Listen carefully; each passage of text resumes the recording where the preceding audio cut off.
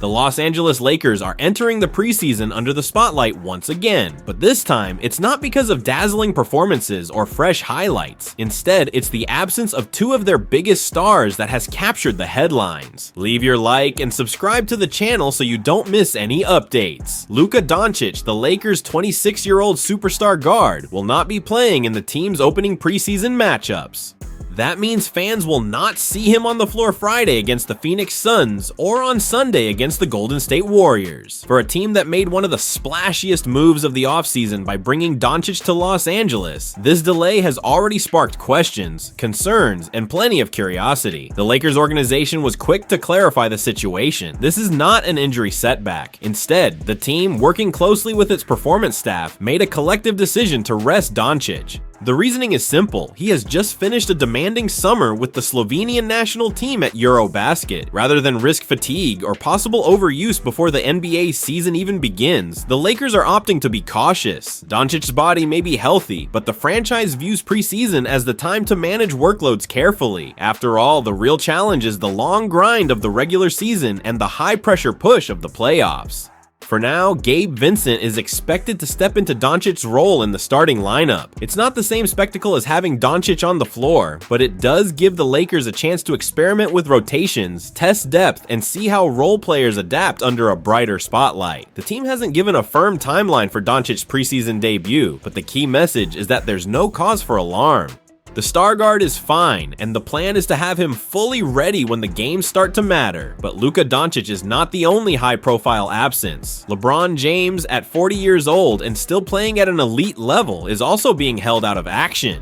James is dealing with nerve irritation in his glute, and according to the Lakers, he is unlikely to play in any of the 6 preseason contests. That doesn't mean his availability for the regular season is in jeopardy. The expectation remains that James will be on the court on opening night, October 21st, when Los Angeles faces off against the Warriors. For now, though, fans eager to see him link up with Doncic in Lakers colors will have to wait. In his absence, Jake LaRavia has been spotted practicing with the starting unit and is likely to get his chance to show what he can bring to the table. For LaRavia, this is an opportunity to carve out a role, and for the coaching staff, it's a chance to see how younger players and new additions handle bigger responsibilities. The list of unavailable players doesn't stop there. Maxi Kleber will also be sidelined, nursing a minor quad injury. The Lakers insist this is not a major concern and that Kleber should be back in time for the regular season opener. However, injuries have been a recurring theme in his career, which naturally raises some concerns about durability moving forward. Marcus Smart is also missing from action, dealing with an Achilles issue. The expectation is that Smart could be out for at least 2 games, though the medical staff is confident he'll return sometime next week. In the meantime, the Lakers plan to rely on Dalton Knecht and Gabe Vincent to absorb his minutes and defensive responsibilities. And then there's rookie forward Ado Thiero, whose knee problems continue to linger. This is the same issue that kept him out of Summer League, and while the team hasn't given a precise update on his recovery, the uncertainty clouds his immediate role in the rotation. The preseason is less about wins and losses and more about evaluation.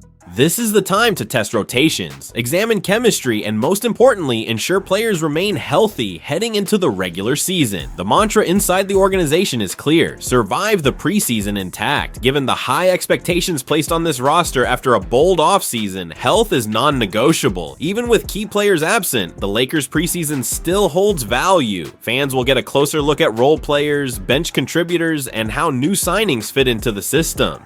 It's an opportunity for younger names to make their case for minutes when the season begins. And while it may be frustrating not to see Luka Doncic and LeBron James share the court just yet, the organization is adamant that patience now will pay off later. Injuries and absences may dominate the early headlines, but the Lakers' ultimate focus is on October 21st and beyond. That's when the real test begins, when Doncic and James are expected to lead the franchise into a season loaded with expectations, pressure, and the ever-present chase for another championship. Until then, fans will have to settle for glimpses, waiting for the moment when the Lakers' full roster takes the floor together for the first time. JJ Redick needed just 3 words to sum up LeBron James' status for opening night: That's the goal. Those words carry weight because as LeBron James prepares to enter his 23rd NBA season, nothing about his approach is business as usual. At 40 years old, James remains one of the league's most recognizable and influential figures, but the grind of more than 2 decades in the NBA has forced both him and the Los Angeles Lakers to embrace a different kind of preparation. This fall, James is following a carefully designed load management plan. It's a strategy that reflects the reality of his longevity, 22 seasons of wear, countless minutes logged, and the physical toll of competing at the highest level. For the Lakers, the question is whether this strategy will allow James to step onto the court when they open their season on October 21st against the Golden State Warriors. Earlier this week, as the Lakers launched training camp, Redick addressed the situation. He made it clear that LeBron's training camp will not mirror that of his younger teammates. In fact, James skipped the team's first official practice, instead focusing on ramping up his conditioning at a slower pace. The decision is calculated, not reactionary. The goal is to prepare LeBron for the long haul of the season, not just for one game. Redick was candid in explaining the plan. It's probably going to be a little bit longer of a ramp up leading into opening night, he told reporters. In year 23, this is uncharted territory. After conversations with our performance team, with Mike Mancius, and with LeBron himself, we all came to the same conclusion. He probably did too much last year in camp. As a first-year head coach at the time, it was great to see him buy in and go all in on the process. But this year, we're taking a different approach. He's dealing with some nerve irritation in his glute, and when you combine that with more than 2 decades of basketball, the smart move is to play the long game. For the Lakers, that long game means prioritizing LeBron's health, not just for the start of the season, but for the months that follow. The organization knows that their chances of competing for a championship rely heavily on James being healthy when it matters most, in the spring and potentially into June. This strategy comes with short-term sacrifices. James will not play in the Lakers' preseason opener, and fans hoping to see him on the floor immediately will need to wait. But despite the slower approach, James himself remains confident. His belief in his ability to contribute hasn't wavered, even after 2 decades in the league. Speaking about his motivation, James offered a glimpse into the mindset that continues to fuel his career. "What still pushes me is my love for the game," he said. But even more than that, it's my love for the process. That's what drives me. Training, working on my body, pushing it as close to 100% as I can each year. It's something I genuinely enjoy. For me, it's a challenge. I want to see if I can still play the game at a high level, recover at a high level, improve my rest, prepare mentally, and stay sharp over the course of a long season. That's what keeps me coming back. That perspective is vital for a player in LeBron's position. At an age when most athletes have retired, James is still competing at an elite level. His commitment to the details, recovery, preparation, and consistency explains why he has managed to outlast nearly every peer from his generation. It's not just about talent anymore. It's about discipline, patience, and an understanding that his body requires a different kind of care than it did in his 20s. For the Lakers, this deliberate approach also highlights Redick's influence as a young head coach. In only his second year leading the team, Redick is showing a willingness to adapt, to listen, and to collaborate with both his training staff and his superstar. His recognition that last year's heavy workload may have been too much for LeBron is a sign of growth and pragmatism. It also underscores the respect he has for James's input and experience. Looking ahead, the uncertainty surrounding James's opening night availability is less a sign of weakness and more a reflection of strategy. The Lakers understand that their championship hopes rest not on a single October game, but on the ability of their veteran star to stay healthy deep into the season. Fans may have to wait to see James back on the court, but the organization is betting that patience now will pay off later. Ultimately, this story isn't just about whether LeBron James plays on opening night. It's about the evolution of an all-time great adjusting to the demands of age while still pursuing excellence. It's about a franchise balancing urgency with caution, knowing that its window of opportunity remains tied to the durability of its most iconic player. And it's about the enduring drive of a competitor who, after more than 20 years, still wakes up motivated not just by the thrill of the game, but by the discipline of the journey that gets him there. As James himself put it, the love of the process remains as strong as ever. And for the Lakers, that may be the key to keeping their championship aspirations alive.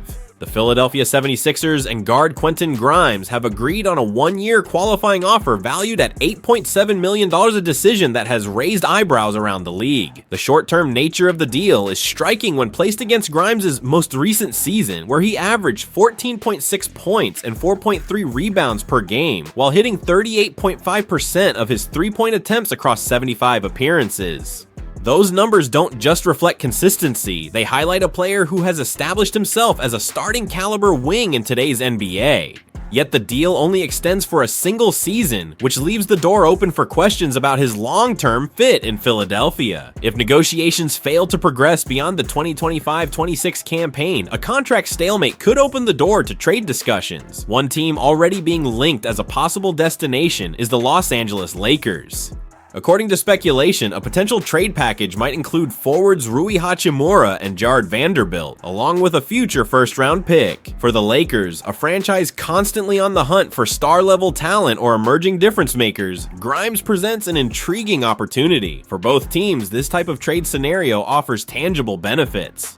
The 76ers would gain depth, stability, and additional assets, while the Lakers would secure a young, versatile two-way guard who can help extend their championship window. To understand why this deal could materialize, it's necessary to examine how it fits the Lakers' current roster construction, why it makes sense for Philadelphia, and what the move could mean for Grimes himself. The trade framework: Los Angeles Lakers receive Quentin Grimes, Philadelphia 76ers receive Rui Hachimura, Jared Vanderbilt 2031 first-round pick via LAL. The Lakers' motivation: another offensive weapon. The Lakers already feature one of the most dynamic offensive cores in basketball, built around Luka Doncic, LeBron James, and Austin Reeves.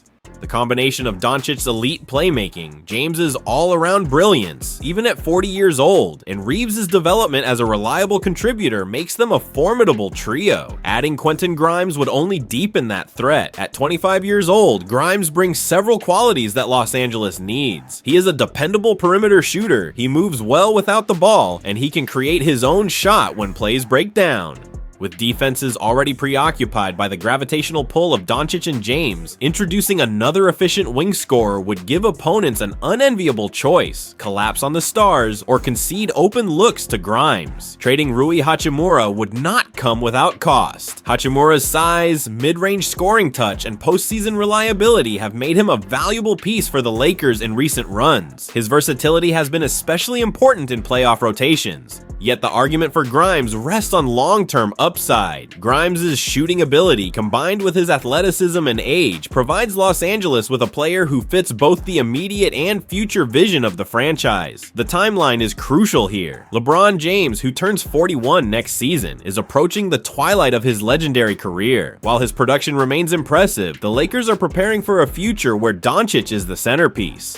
Grimes, entering his prime years, would be positioned as both a contributor now and a potential running mate for Doncic once James exits the stage. In that sense, this trade would not only bolster the Lakers' current championship pursuit, but also secure continuity for the post-LeBron era. Why Philadelphia would consider it: stability and depth. For the 76ers, the case is less about star power and more about stability.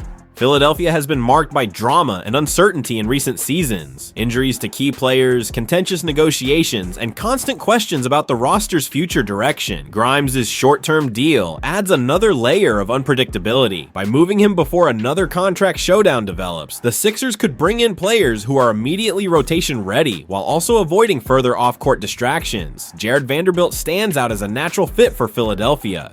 He is a defense-first forward who brings energy, rebounding, and positional flexibility. Importantly, he does not require offensive touches to influence the game, which makes him a complementary piece alongside Joel Embiid and Paul George. Rui Hachimura, meanwhile, would add offensive depth. His scoring versatility, particularly in the mid-range, provides balance to a roster often too dependent on its stars. The inclusion of a future first-round pick is another key element.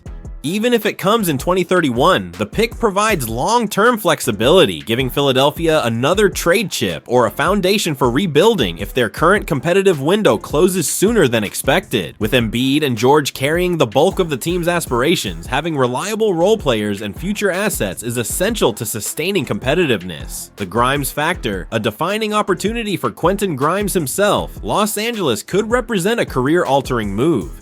Playing under the spotlight of one of the NBA's biggest markets, alongside Luka Doncic and LeBron James, would elevate both his visibility and his development opportunities. The Lakers' culture, built on championship expectations and star-driven legacies, would be a proving ground for his skills. Grimes' playing style is well suited to the Lakers' needs.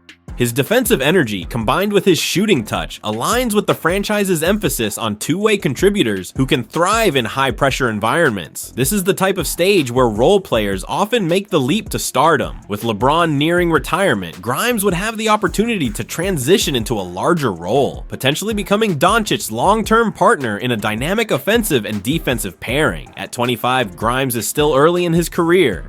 His progression has already been marked by steady improvement, and he has shown the confidence and adaptability to expand beyond the 3-and-D label often attached to his name. The Lakers have a history of helping players elevate their games when they fully commit, and Grimes appears primed to follow that path. Just as Doncic has refined his conditioning and skill set to reach new heights, Grimes could use Los Angeles as the platform to grow into an all-star level contributor.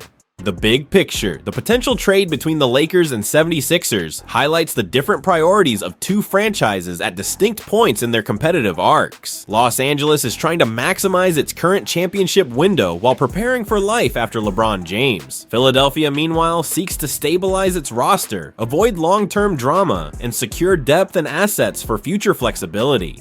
For the Lakers, Quentin Grimes is more than just another piece. He represents both an answer to immediate offensive needs and a bridge to the next era of the team. For the 76ers, moving him could prevent a contract standoff while adding players who can help immediately and assets that safeguard the future. And for Grimes, the move could define the trajectory of his career. In Los Angeles, under the brightest lights, he would have the chance to transform from a promising young guard into a cornerstone figure of one of the NBA's most storied franchises.